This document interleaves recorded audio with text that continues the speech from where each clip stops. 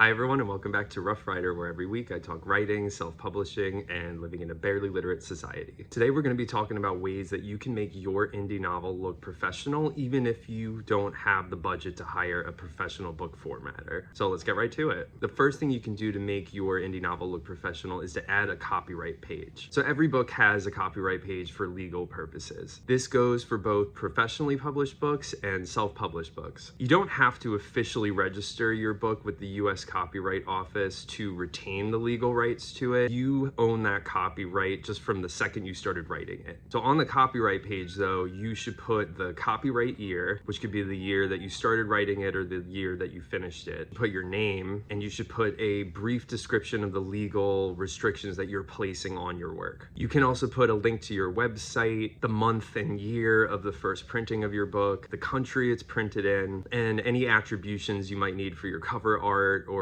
any sort of artwork that's in your book. But ultimately, you should definitely include a copyright page because it is like one of the most basic things that's in every single book that you could possibly pick up. You also want to protect yourself in case someone decides that they're going to plagiarize you. Now, the second thing you can do to make your indie novel look professional is to list all of your ISBNs. You should include every ISBN that's associated with your book on your copyright page. So if your book's available in multiple formats, you're going to be putting multiple ISBNs there. You'll want to put one for the paperback version. You'll want to put one for the hardcover if you have one. And if you have an ebook, then you'll want to put that one as well. All professionally published books include this information, even though this isn't something that your reader is really going to be looking at. They're probably just going to skim right over it anyway, but it is there. People generally don't pay any attention to it, but that doesn't mean you shouldn't include it. Now, the third thing you can do to make your indie novel look more professional is to get a Library of Congress control number. So this is a non-essential detail, but it looks good. This is also something that a lot of people probably don't know about, so you might not know what this is. Before I really tell you what it is, just know that it's not essential. It's something that if you want to have one, then great, but you don't absolutely need one in order to publish your book. You apply for a control number through the Library of Congress on their website. I'll put a link in the description.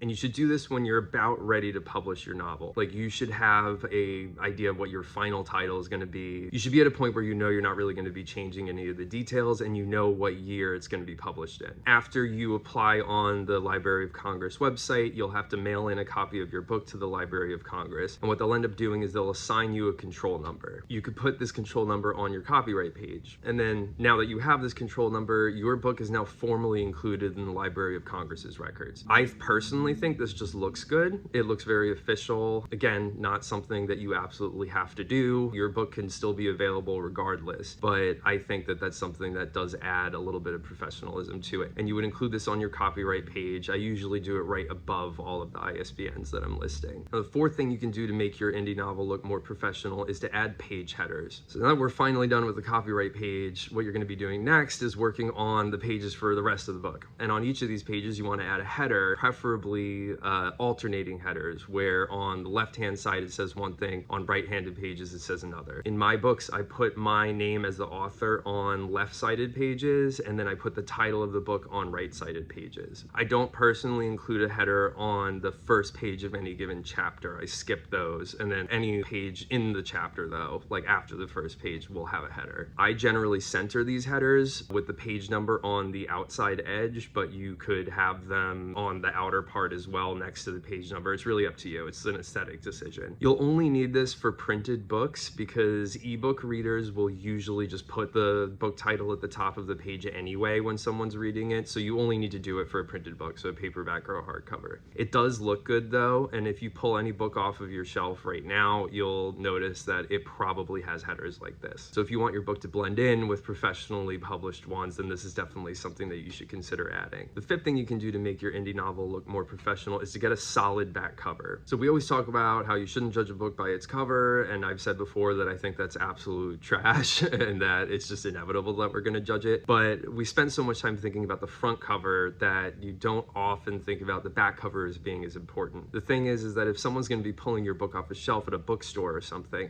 they don't have you there to give them your elevator pitch and like explain what it's about and why they should read it. So what they're going to be going off of is what's on the back cover. And on the back cover, you should be including a really well well-written, solid, strong blurb that really explains what your book is about and is a hook for the reader. It's going to get them interested. Because again, all they have to go on is what's on the back of the cover. If they're shopping on Amazon, then you have the product description, so they could always use that. But if, let's say, this is a bookstore or you have your books available somewhere in person, that's something that you're going to want to have. So in case you're not there to explain it, then there you have it. The book explains itself. If your book's been published for a while and you're just revising the covers now, then if you have any notable reviews online, like especially if it's on a book review site, like a special one, then you might want to include any quotes from these reviews on the back cover. If your book's new though, and you don't have reviews like that, then you can always put like 1 or 2 captivating quotes from the body of your book, like a character says it or something from narration, but something that really sums up the book and is sort of a teaser, something that's going to get people interested in it. So if you want a professional looking book, the back cover is just as important as the front cover. Now, the 6th thing you can do to make your indie novel look more professional is to choose the right paper. So this might be common knowledge for some people, but it wasn't for me.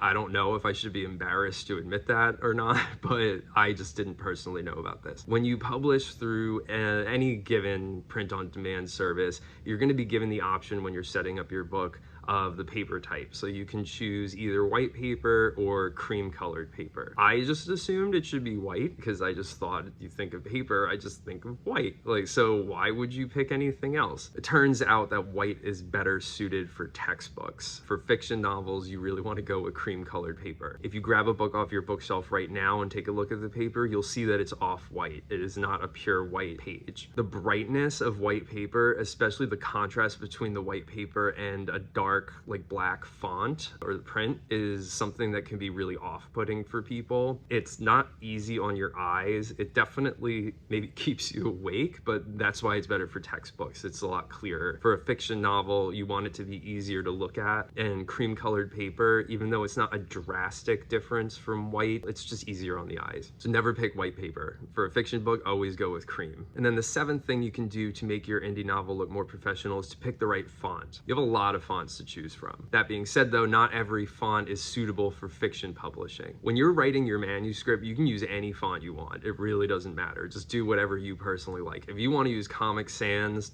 have at it. But when you're ready to publish your book and you're formatting everything to get it ready to put out there, then you're gonna want to go with the right font for it. Oftentimes people will pick certain fonts based on the genre they're writing in. Generally, serif fonts are better for fiction, and some fonts are more common in certain genres than others. I personally use Garamond for everything, regardless of genre, but online sources often say that Baskerville is good for literary fiction, Saban is good for romance, and Caslon is good for historical fiction novels. Really, it's up to you. You don't have to go with whatever the internet says, but you should try to stick to a font family that is used in professionally published novels, so that way your novel looks the part. So self-publishing authors are usually on a budget, and since you probably don't have a lot of money that you can just throw around, you want to find ways that are free or very, very, very cost effective to make your book look more professional without having to actually hire someone to do it for you. If you have the money to hire someone, then fantastic, do it. But a lot of people don't. But luckily, you can do a lot of these things on your own. You might have to do a little bit of research, find some tutorials online, especially for the page headers. It can get a little bit complicated sometimes in Word if you're trying to skip certain pages, but you can figure this out on your own. You can find stuff online about it. And you don't have to do every single one of these. You can add a couple of these details to your book and ignore the ones you don't want to do. That is totally fine. The idea is to just make your book look a little bit more like the professionally published ones out there. You just don't want your book to stick out in a bad way. And then the idea is for your reader to not know the difference between your book being done by yourself and a professionally published book having been formatted and edited and all this stuff by people who do this for a living. So if you found this interesting and you want to read a little bit more about it, I do have a longer blog post and I have a link in the description. Please like and subscribe, follow me on social media, and as always, thank you for watching. God bless.